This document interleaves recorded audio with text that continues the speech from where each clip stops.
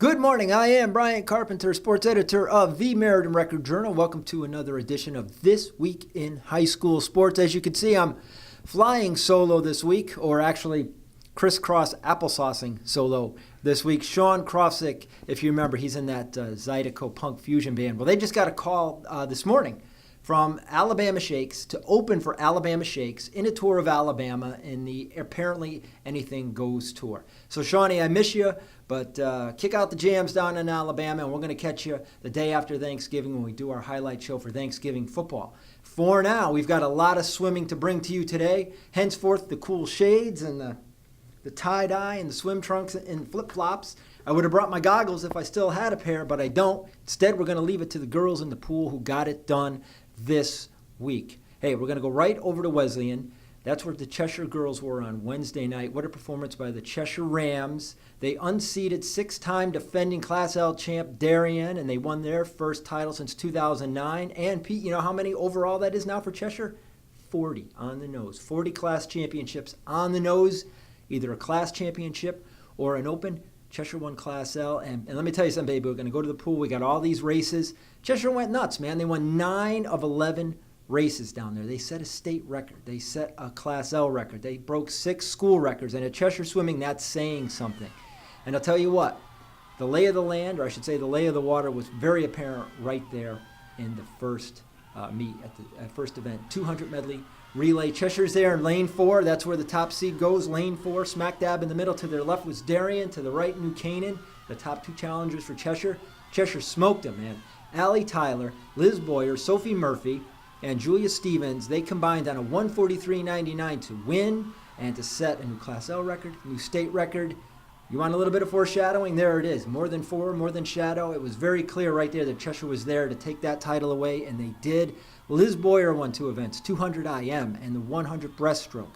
Sophie Murphy swept the freestyle sprints, 50 and 100. The girl's only a freshman. She won them both. Julia Stevens won the 500 free, and Miss Allie Tyler, Tippy Canoe and Tyler too, she won the 100 backstroke, 56.98 seconds, new Class L record. Cheshire, they also swept the other 2 relays, and I've got the other girls here because they were in on this, and in Cheshire it's all about depth. They've got some stars, but they are a deep, deep team. Look at Sam Grennan. She was on the 200 free, the 400 free.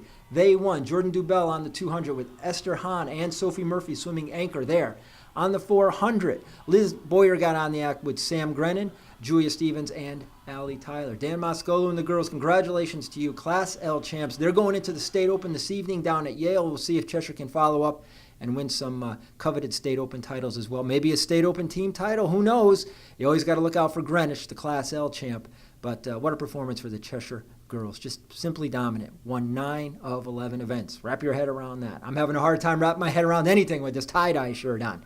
Listen, some other teams did very well in the swim meets as well. You might have seen in the Record Journal in Friday's edition, we had a feature story on the Lyman Hall quartet of Sarah Beveridge and Nicole Sislo and Faith Gambardella and Christy Driscoll. They were second in the medley relay. Fantastic performance for them, and each girl also placed in an individual event for the Trojans in Class M. Donna Neary and her girls had a very good season, and also Southington. Senior captain Olivia Fournier going out in style. We featured her, nice little video that Pete shot of her and I over at Wesleyan the night she broke 2 new school records in the 50 and 100. And let me rephrase my verbs there. She broke her own school records in the 50 and the 100 frees. She was also part of the 200 medley, 200 freestyle relays. They set new school records. And just to give you an idea of how Southington's doing, they've got this great freshman class coming in. One of the freshmen, Megan Hammerlin, new school record in the 100 backstroke. So Southington looking very good too, representing itself well in Class Double L. Now I went through that stuff all very quickly, but I want Pete to show as many highlights as he can from Wesleyan because he was there both nights for the Double L meet on Tuesday and the L meet on Wednesday, and he was right there poolside. He was getting wet. I don't even think he had his flip-flops on like I told him to wear. But he caught all the highlights. We had a lot of winners, a lot of girls breaking school records. That was the sport this week. We were hoping to have a Class Double L volleyball championship to cover tonight between Southington and Cheshire. Ain't gonna happen. Number 1 Rams, they got beat by Amity. Number 2 Blue Knights got beat by Greenwich in the semis on Wednesday. But hey, both teams, very good season. Coach Sue Bavone's Rams undefeated until they lost to Amity. And quite frankly, injuries really hurt the Rams there. Megan Klein, most outstanding player of the SEC tournament. She was out with an injury. And Lindsay Abramson, who was having a great season, really tore up her knee quite badly in a previous match, so she didn't play. All the same, Cheshire, fantastic season, undefeated up until Wednesday night. Over in Southington, same can be said for Coach Rich Heights and his Blue Knights, fantastic season.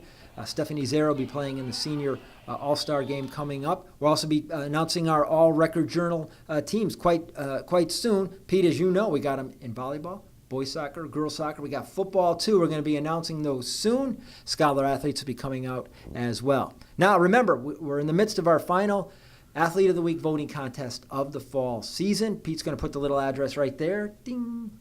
Go on and vote until Sunday night for our list of candidates. One of them is Miss Liz Boyer of Cheshire, who is, like I said, going to the State Open tonight, looking to cap off a fantastic career with perhaps a couple State Open crowns. 200 IM, 100 breaststroke. Some of the relays we shall see from Miss Liz Boyer and the Rams.